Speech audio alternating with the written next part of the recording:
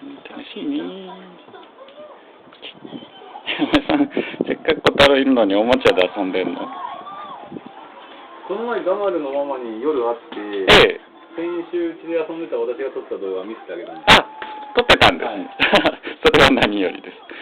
私撮り忘れちゃったっていうか、ちょっとあんまり動画に夢中になってると、犬がおろそかになってもあれだなと思って。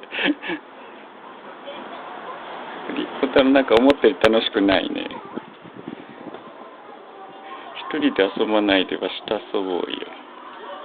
つまんないね、小太郎。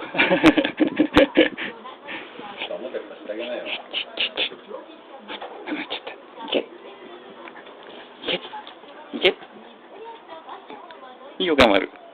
偉いね、やっぱそれなの。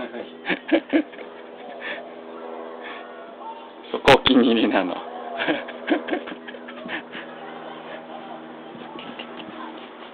足邪魔ですか。なんかうまくやっといてよ。すごいアバウトなあれで悪いけど。追っかけてくんないね。